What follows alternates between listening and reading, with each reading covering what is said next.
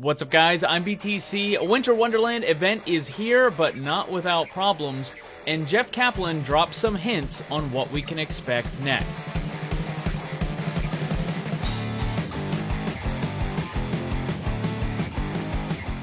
First up, I want to give a quick little tip to everyone playing Maze Snowball Fight. You don't have to look down when you're collecting the snow. In fact, that's a really bad idea. You should continue looking around in your area to see if an enemy is approaching. Don't look down at the snow. You don't have to. Just go over to it and hold right click. There you go. Hopefully that helps some of you. Moving on to Winter Wonderland, there are definitely some problems with the update. Maze Snowball Fight and the Yeti Hunt have more bugs than they did in previous years, but by far the biggest issue is the new winterized version of Blizzard World. So if you've been playing a little bit and you haven't seen the map and you can't quite figure out why, it's because they had to completely disable both versions of it, the normal Blizzard World and the winterized version of it, and this is on PC, PS4, and Xbox while they trouble spawn, or they just couldn't leave the spawn room at all, like the doors wouldn't open. So they've removed this from everything, competitive, quick play. As you can see in the arcade here, the entire Mystery Heroes was just removed, and now there's an empty spot. This is a pretty big problem, so they'll likely have a lot of people working on it, but it might take a couple days or so. It seems like the general response to this event was negative, or at best, disappointed. So something like this, post over on the forums, and he gave us a little bit of information on what the team has been doing and what they're planning to do in the future. Of course, he was very Blizzard cryptic, as they always are, but at least we got a little bit of information about it. So he said that we're also in a bit of a heads down mode, trying to get a lot of work done. We also had a few people traveling over the Thanksgiving holiday, where the result was pretty cool. We explored new game modes, new features, and new engine tech. It was all really rough, but some of the prototypes will actually turn into features someday. He goes on to say that they don't have anything big specific that they can announce right now.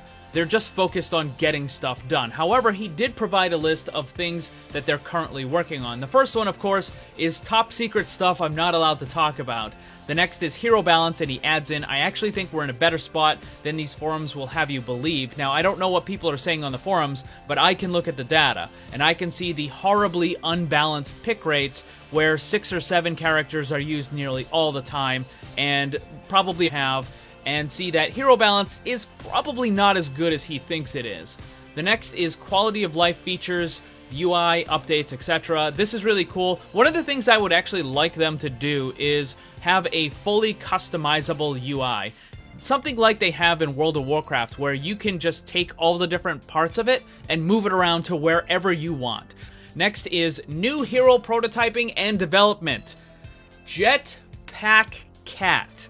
Next is new game mode prototyping. Don't expect to see these soon. So this is, I don't think this is going to be an event-specific thing. I think when he says new game mode prototyping, and you know, the caveat, don't expect to see this soon, competitive. I mean, that's just kind of speculation on my part, but next is feature development. I mean, that could be anything. Next is ongoing event support, skins, etc.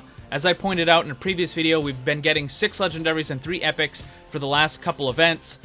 If that's all they're adding every single time from here forward, then they're going to have to do some other stuff, because as you can see from the response for this event and the Halloween Terror and the Summer Games, people are not happy with just the recycled event over and over each year, so they probably need to put a little more effort into that one. More top secret stuff I'm not allowed to talk about, and then finally, top secret stuff I'm not supposed to talk about.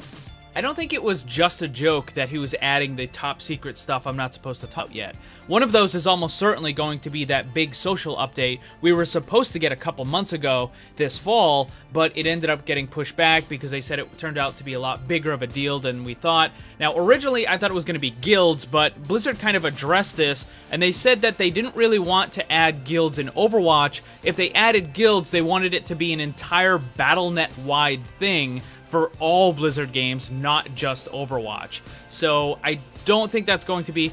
One of these secret things could very well be the role select, though, because they've been hinting quite heavily that they're moving more towards, yeah, we're going to add it this time. Because originally they said they're never going to add it, but in classic Blizzard fashion, then they're like, well, you know, maybe one of those secret things. But so if you had to guess, what are those 3 secret things that Jeff Kaplan can't talk about? Let me know down below. Thanks for watching, and if you'd like to see more, subscribe and hit the thanks to my Patreon supporters. If you'd like to see what kind of cool VIP rewards you can get, check the links down below. And remember, always blame the controller, because it's never your fault.